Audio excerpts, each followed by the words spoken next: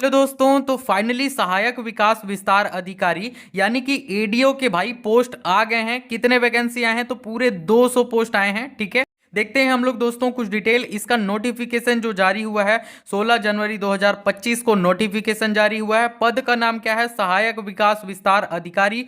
कुल पदों की संख्या की बात करें तो 200 पद हैं कुल। ठीक है, शैक्षणिक योग्यता की बात करें दोस्तों तो किसी भी मान्यता प्राप्त विश्वविद्यालय से आपके पास स्नातक की डिग्री होनी ही चाहिए। आयु सीमा की बात करें तो 20 से लेकर के 40 वर्ष इसकी आयु सीमा है। सैलरी की बात करें दोस्तों तो 2400 ग्रेड पे वेतनमान है। दैट मीन्स 5200 रुपए से लेकर के आपका 20,200 तक की सैलरी हो सकती है। वही अगर लेवल बढ़ते जाएंगे, ठीक है, तो लेवल के हिसाब से आपकी 20,000 से भी ज्यादा सैलरी बढ़ती जाएगी। आवेदन की प्रारंभिक तिथि अभी नहीं आई है दोस्तों, जल्द ही आवेदन होने वाले हैं इसके लिए।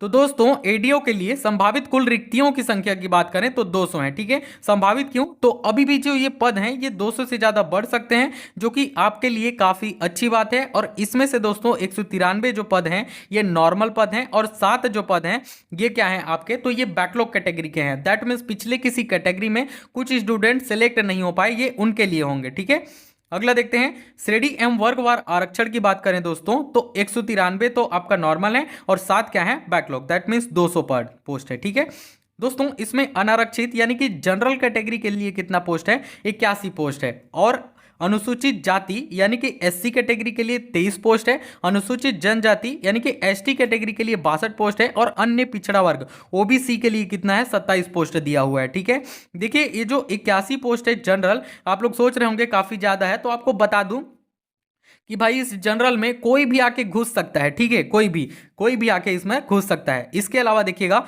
महिलाओं के लिए कितना आरक्षित है अनारक्षित में? तो 24 पोस्ट आरक्षित है। अब ये जो 81 पोस्ट है इसमें हम लोग 24 माइनस कर देंगे तो कितना हो जाएगा दोस्तों? 57 बच जाएंगे। तो 57 जो होंगे ये मेल के लिए आरक्षित है। ठीक है, इसके अलावा भूतपूर्व जो सैनिक है दोस्तों, भूतपूर्व सैनिक के लिए कितना दिया हुआ है अनारक्षित में? 8 पोस्ट दिया हुआ है।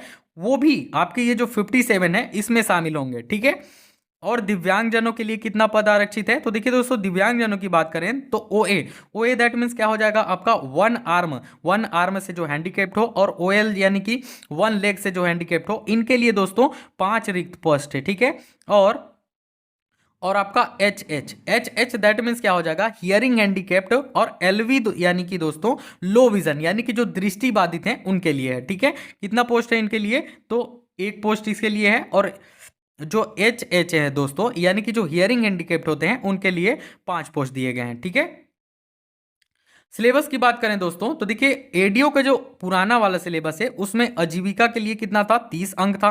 पंचायती राज व्यवस्था के लिए 30 अंक था। ग्रामीण विकास योजना के लिए 30 अंक था। सामान्य हिंदी के लिए 30 अंक दिया गया था। और सामान्य ज्ञान यानी कि छत्तीसगढ़ का विशेष था इसमें। ठीक है, जो जो इंडियन जी के था, जैसे कि ज्योग्राफी हो गया, अर्थव्यवस्था हो गया, उनका इसमें काफी कम था। केवल कॉन्स्टिट्यूशन के कुछ क्वेश्चन थे और इसमें 30 थे।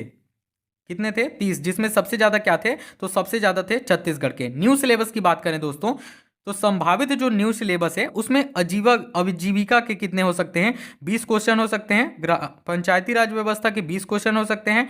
और ग्रामीण विकास योजना के भी 20 क्वेश्चन संभावित हैं। ठीक है, सामान्य हिंदी की बात करें तो 10 क्वेश्चन, और सामान्य ज्ञान की बात करें तो 15, और संपूर्ण छत्तीसगढ़ के कितने हो सकते हैं? 15। और इसी में से दोस्तों करंट के भी इसी में पूछे जा सकते हैं। ठीक है, करंट के भी इन्हीं दोनों में से क्वेश्चन रहेंगे। तो टोटल कितने हो जाते हैं हमारे? 100 क्वेश्चन हो जाते हैं, क्योंकि व्यापम का अभी क्या चल रहा है कि 100 क्वेश्चन का होंगे पेपर, जितने भी होंगे। ठीक है, देखिए दोस्तों संभावित सिलेबस अगर हम लोग देखें तो ये जो ओल्ड सिलेबस है इसमें क्या होंगे दोस्तों? आपके राष्ट्रीय तथा अंतर्राष्ट्रीय महत्व की जो घटनाएं हैं वो हो सकती हैं। लेकिन ये जो 30 अंकों के क्वेश्चन है दोस्तों ये नहीं होंगे इसमें। आपके सिलेबस थोड़े बहुत चेंज हो जाएंगे, जैसे कि भारत का संविधान दिया हुआ है। इसके अलावा दोस्तों इसमें आपका जियोग्राफी शामिल हो सकता है। ठीक है, जियोग्राफी के अलावा इसमें आपका हिस्ट्री शामिल हो सकता है, क्योंकि इन सब का सिलेबस दिया ही नहीं है। तो हिस्ट्री हो गया, और आपका इकोनॉमिक्स के हो गए, तो ये सभी सिलेबस इसमें अभी जुड़ सकते हैं। तो ये जो सिलेबस है आपने पढ़ा होगा, आप देख सकते हैं।